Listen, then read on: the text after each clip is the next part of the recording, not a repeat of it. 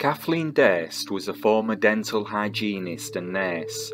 She and husband Robert Durst met in 1970 while she was living in an apartment building owned by Robert's family. The eldest of 4 children, Robert Durst was born in New York City on April 12, 1943. He was the son of real estate magnate Seymour Durst. The couple were married in 1972 and moved to Vermont, where they owned a health food store called All the Good Things. Kathleen graduated from the nursing program at Western Connecticut State University in 1978, then enrolled in the Einstein College of Medicine. She wanted to become a pediatrician. Over the years, the couple's marriage began to sour. Kathleen's friends told investigators that she wanted to have children, but Robert did not. It was claimed that Robert pressured Kathleen into having an abortion in the late 1970s. Kathleen's loved ones said that she was treated at an emergency room in New York in January 1982 after Robert allegedly abused her. Kathleen suffered head injuries and facial bruising, but refused to file charges against her husband. The incident occurred several weeks before she vanished. It also came to light that Robert was also having an affair when Kathleen disappeared. According to her friends and family, Kathleen decided to prepare the paperwork necessary for a divorce. They believed Robert felt he was losing control of Kathleen at the time, since she was about to graduate from medical school and was able to support herself. He also claimed that she had affairs as well, and that he did not believe the child she aborted was his baby. Kathleen was last seen by friends at a dinner party in Connecticut on January 31st, 1982. She arrived unexpectedly at the home of Gilberta Najami, who was her closest friend at the time. Najami stated Kathleen was visibly upset and that she was wearing sweatpants. She normally wore dressier clothing. Kathie had received a phone call from her husband at approximately 7 p.m, and they apparently had an argument. She told Najami that she was returning to the couple's cottage on Hoyt Street in South Salem. This was the last time she would be seen. Najami became concerned when Kathleen failed to meet her at the Lions Gate in downtown New York shortly after her disappearance. She called authorities for several days in a row after she was unable to locate Kathie. Robert Durst filed a missing persons report on February the 5th. He claimed that he did not know Kathleen was missing until one of the deans from the Albert Einstein College of Medicine called him to report that Kathleen had not attended classes all week. She was enrolled at the school and only had 3 more months before graduation. And so the investigation into Kathleen's disappearance began. Robert told authorities he drove Kathleen to the Katonah station to catch the 9:15 p.m. train to the New York City borough of Manhattan. The couple owned 2 apartments in Manhattan at the time. He said they argued and Kathleen had drunk an entire bottle of wine. If Kathleen did catch the 9:15 train, she would have only had 40 minutes in between to consume the wine. Robert also claimed that he never saw his wife again, but he did speak to her over the phone after she supposedly arrived in Manhattan at approximately 11 p.m. Robert stated that the couple often lived apart, and this arrangement was not unusual for their lifestyles. Robert's version of events apparently changed when speaking with law enforcement officials shortly after his initial statement.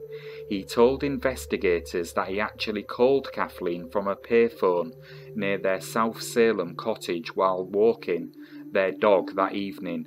The nearest phone is 3 miles away on a dirt road, and a snowstorm had hit the area that night. The dean at the College of Medicine, who alerted Robert of his wife's disappearance, stated that a woman identifying herself as Kathleen called the college on February the 1st and said she was sick and could not attend class.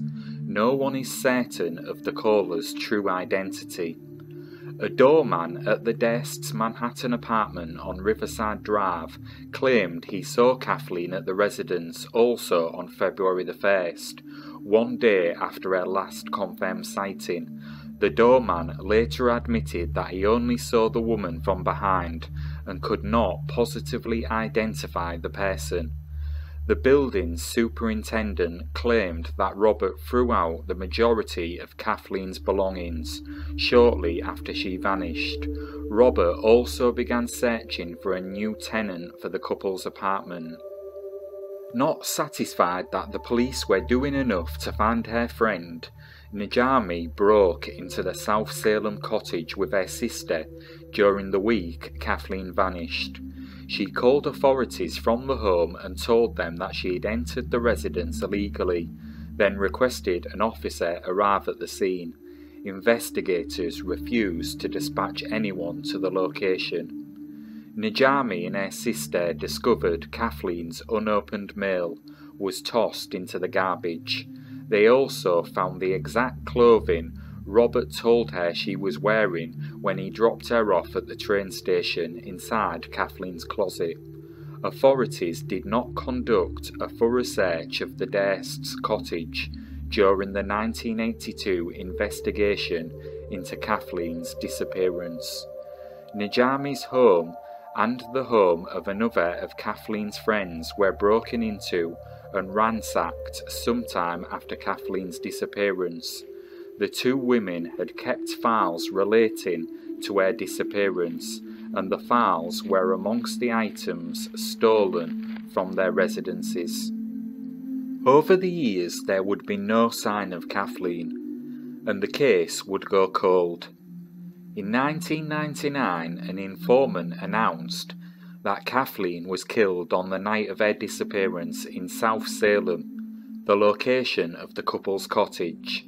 An extensive search of the property was launched, and evidence was removed from the house. Authorities have not publicly announced their findings.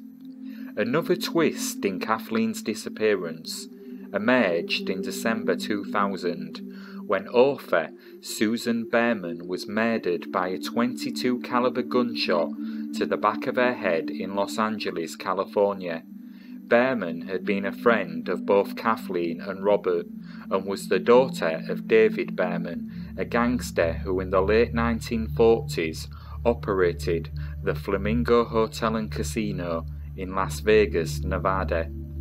Authorities stated that there was no indication of forced entry to her home, and it was assumed she was murdered by someone she knew. Some people believe that Berman, who was protective of Robert, may have placed the phone call to the medical school dean and disguised herself as Kathleen in 1982.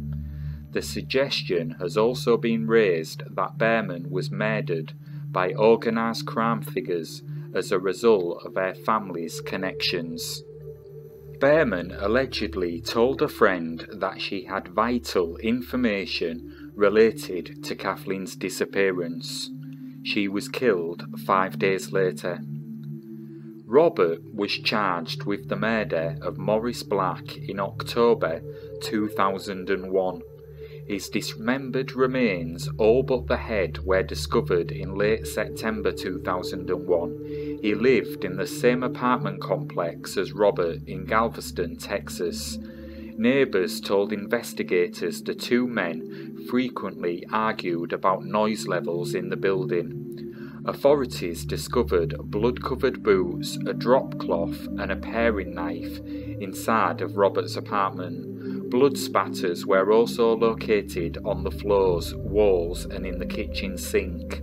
A .22 caliber pistol was discovered outside the apartment building in a garbage area, along with a spent shell casing. Neighbours stated that Robert was spotted loading trash bags into his vehicle immediately following Black's disappearance. Robert was arrested while driving in Texas and charged with the murder.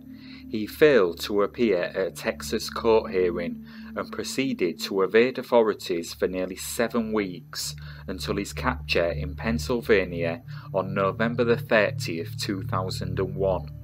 Robert changed his plea in Black's murder from not guilty to self-defense in March 2002. The decision eliminated the need for DNA testing at the apartment crime scene.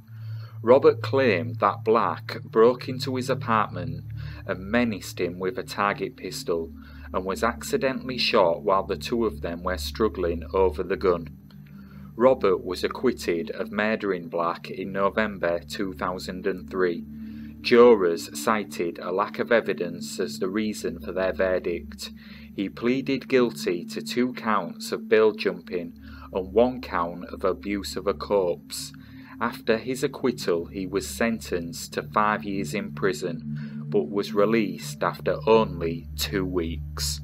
HBO ran a 6-part documentary called The Jinx, The Life and Deaths of Robert Durst in early 2015. For the documentary, they interviewed Robert extensively. In the final part, after the interview, Robert took a bathroom break, not realising the microphone he was wearing was still turned on.